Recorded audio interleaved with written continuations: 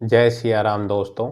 इस वीडियो में हम बात करने वाले हैं कैपिटल नंबर्स आईपीओ के बारे में। तो इस आईपीओ की लिस्टिंग आज 27 जनवरी के दिन हो चुकी है और इस आईपीओ की जो लिस्टिंग है वो 4% के प्रीमियम पे हुई है, जबकि इसका जो ग्रे मार्केट प्रीमियम है वो 17% के आसपास चलता हुआ नजर आ रहा था। मार्केट सीधा गैप डाउन ओपन हुई थी और जब ये आईपीओ की लिस्टिंग हुई मार्केट लगभग 1% के आसपास डाउन चल रही थी। तो उसके चलते इसकी जो लिस्टिंग है वो सिर्फ 4% के प्रीमियम पे हुई है। खुलते ही सीधा इसमें प्रॉफिट बुकिंग देखने को मिली और इसमें सीधा लोअर सर्किट लग चुका है।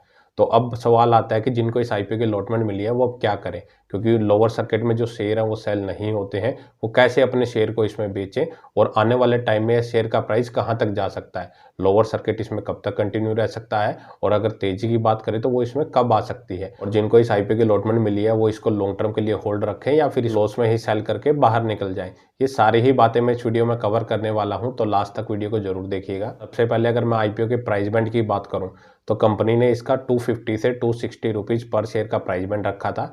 एक लॉट में कंपनी आपको 400 शेयर ऑफर कर रही थी और अप्रोक्स 170 करोड़ रुपए का कंपनी इशू साइज लेके आई थी, जिसमें 50% फ्रेश इशू और 50% ऑफर फॉर सेल के जरिए मार्केट से पैसा कंपनी ने रेज किया है। और आईपीओ का जो ग्रे मार्केट प्रीमियम है सुबह मॉर्निंग में भी वो 17% के आसपास चलता हुआ नजर आ रहा था, लेकिन इसकी जो लिस्टिंग है वो सिर्फ 4% के प्रीमियम पे हुई है और खुलते ही आईपीओ में सीधा लोअर सर्किट लग चुका है। लोगों को इसमें शेयर बेचने का भी मौका नहीं मिला। तो देखिए दोस्तों, मैंने कल की वीडियो में भी अपना बताया था कि अगर मार्केट गैप डाउन होती है, मे भी पॉसिबिलिटी है कि इस आईपीओ में आपका जो लिस्टिंग गेन है वो काफी कम होता हुआ नजर आ सकता है। उस हिसाब से ही आप अपना प्री आईपीओ ओपन मार्केट में अपने टारगेट्स हैं वो सेट करके इसका ऑर्डर लगा सकते हैं। और मेनली हम रिटेल इन्वेस्टर ही हैं और आईपीओ हम सिर्फ लिस्टिंग गेन के लिए ही मोस्टली अप्लाई करते हैं। तो मोस्टली लोगों ने अपना जो टारगेट प्राइस सेट किया होगा वो नॉर्मली 10 या 15% के आसपास किया होगा, लेकिन इसकी जो लिस्टिंग है उससे नीचे के प्राइस पे ही हुई है। लोगों को इस आईपीओ को बेचने का भी मौका नहीं मिला, तो अब वो इस आईपीओ में क्या करें। तो बेसिकली अब सवाल ये है कि आईपीओ का जो प्राइस है वो कहां तक लोअर सर्किट लगता हुआ नजर आ सकता है। तो देखिए, ऐसा तो कोई कंफर्म नहीं बता सकता कि इसका जो लोअर सर्किट है वो कहां तक कंटिन्यू रह सकता है, लेकिन बजट तक मार्केट में काफ़ी वॉलेटिलिटी बनी रहेगी।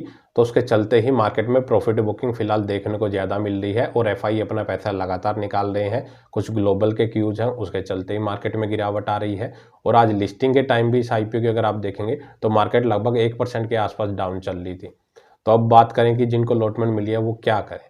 तो बेसिकली अगर आपने सिर्फ लिस्टिंग गेन के लिए अप्लाई किया है तब लोअर सर्किट नहीं खुलेगा, आप इस शेयर को सेल नहीं कर पाओगे। तो बेसिकली आज तो लोअर सर्किट लग चुका है। अगर आप कल को इस शेयर को सेल करना चाहते हैं तो नॉर्मली आप 5% डाउन पे सर्किट पे लेके आप अपना प्राइस टारगेट इसमें सेट कर सकते हैं। आफ्टर मार्केट ऑर्डर आप लगा सकते हैं। तो कल अगर आपके प्राइस के आसपास ओपन होता है तो आपके शेयर इसमें सेल हो जाएंगे, लेकिन उस सिनेरियो में आपको इसमें अपना लॉस ही बुक करना पड़ेगा। अगर आप लॉस ले सकते हैं तो आप अपना इसमें आफ्टर मार्केट ऑर्डर लगा सकते हैं। और अगर कोई सोच रहा है कि मैं तो भाई लॉन्ग टर्म के लिए होल्ड कर लूंगा, तो बेसिकली लॉन्ग टर्म में अगर आपको रिटर्न जनरेट करने हैं तो उससे पहले आप कंपनी के बिजनेस को समझिए।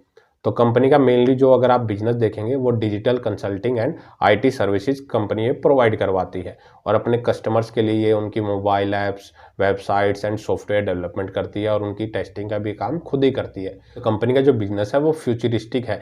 आने वाले टाइम में कंपनी काफ़ी ग्रोथ कर सकती है, क्योंकि फाइनेंशियल्स भी अगर आप देखेंगे तो 70 करोड़ से कंपनी का रिवेन्यू बढ़ के 100 करोड़ के आसपास हो चुका है पिछले 3 सालों में और 16 करोड़ से 26 करोड़ की कंपनी की प्रॉफिटेबिलिटी हो चुकी है। डेप्ट कंपनी के ऊपर बिल्कुल भी नहीं है। 60 करोड़ के कंपनी के पास रिजर्व भी है। तो और कंपनी की मार्केट कैप लगभग 650 करोड़ की है।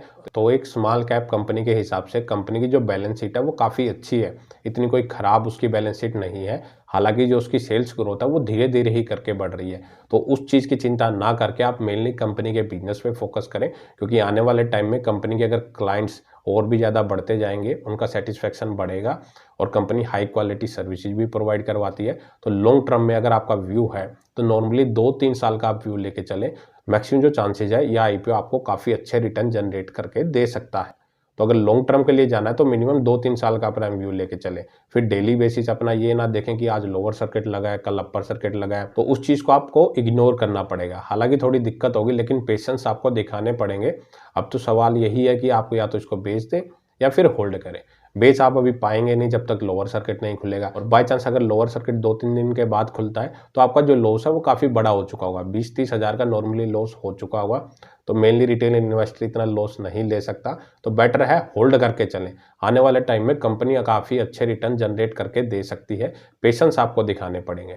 और मेनली एसएमई आईपीओ में ये रिस्क काफ़ी ज़्यादा ही रहता है। नॉर्मली जब भी आगे से आप कोई एसएमई आईपीओ अप्लाई करें तो उनका ग्रे मार्केट प्रीमियम और उनका लेटेस्ट सब्सक्रिप्शन स्टेटस जरूर चेक कर लें लास्ट डे के दिन अगर उसका जो ग्रे मार्केट प्रीमियम है वो 40% या उससे ज़्यादा का चल रहा हो और उसका जो सब्सक्रिप्शन है नॉर्मली 200 से 300 गुना जरूर होना चाहिए, क्योंकि अगर उससे कम होगा तो आप समझ सकते हैं कि उसकी जो डिमांड है वो काफ़ी कम चल रही है। जितना ज़्यादा सब्सक्रिप्शन जिस एसएमई आईपीओ में होता है उसमें उतना ज़्यादा रिटर्न मिलने के चांसेज होते हैं। हालांकि अलॉटमेंट के चांसेज उसमें काफ़ी कम होते हैं, लेकिन अगर आपको अलॉटमेंट मिल जाती है तो काफ़ी अच्छे रिटर्न उसमें मिलते हैं। तो बेटर है कि जिनमें कम सब्सक्रिप्शन होता है उनकी बजाय आप उन आईपीओ को अप्लाई करें जिनका जीएमपी ज़्यादा चल रहा हो, जिनमें सब्सक्रिप्शन भी काफ़ी ज़्यादा हो, क्योंकि ऐसे शेयर को आप इजीली सेल कर पाएंगे। जिनकी डिमांड ही कम चल रही है तो उनको बेचने में भी काफ़ी दिक्कतों का सामना करना पड़ सकता है। तो बेटर है नेक्स्ट टाइम इन चीज़ों का जरूर ध्यान रखें। बाकी चॉइस आपकी है, आप लॉन्ग टर्म के लिए इसको होल्ड करेंगे या फिर जब भी आपको मौका मिले आप इसमें अपना लॉस बुक कर सकते हैं। जो भी डिसीजन लें अपना खुद से रिस्क एनालिसिस करके चलें। इस वीडियो में इतना ही। अगर आपको वीडियो अच्छी लगी तो वीडियो को लाइक करें और चैनल को सब्सक्राइब करना ना भूलें।